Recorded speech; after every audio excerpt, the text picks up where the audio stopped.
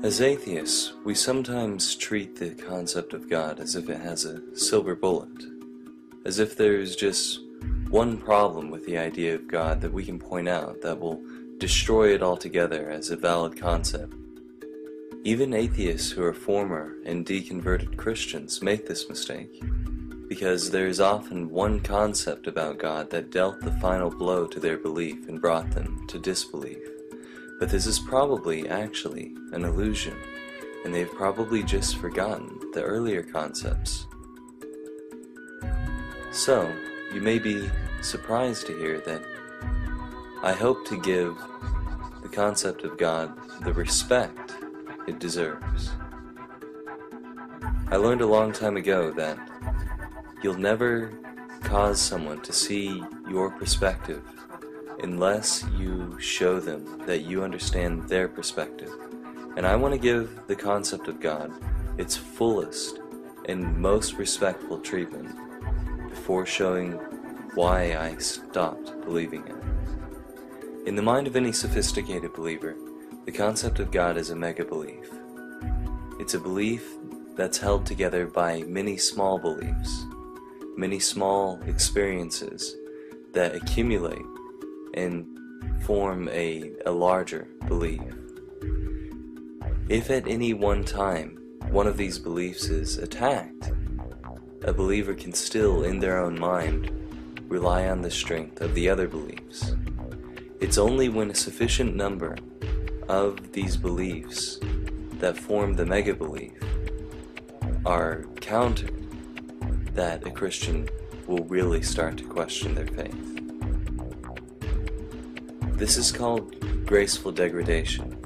It's a concept in network theory, where multiple nodes in a network can be knocked down, but the network as a whole can still stand up. For the purpose of continuing my story, I'll label these nodes. This is a simplified model of the concept of God, but I think that it covers a sufficient number of different subjects to make my deconversion convincing. Here's a brief overview of each of these nodes. I may not cover all of them. The first is logical arguments. These arguments could have been presented by someone whom the believer perceives as a reputable authority.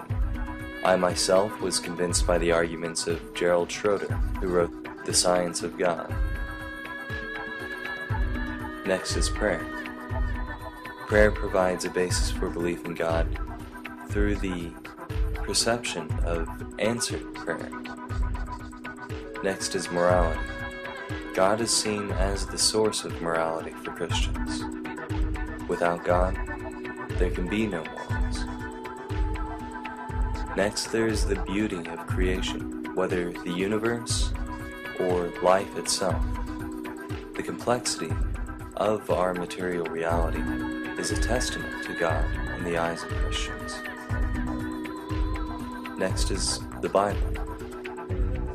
The Bible is seen as the divine word of God, inspired by God. It's seen to have inherent wisdom.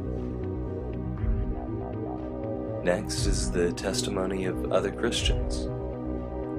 Other Christians bolster our belief, both by providing an example and by providing numbers.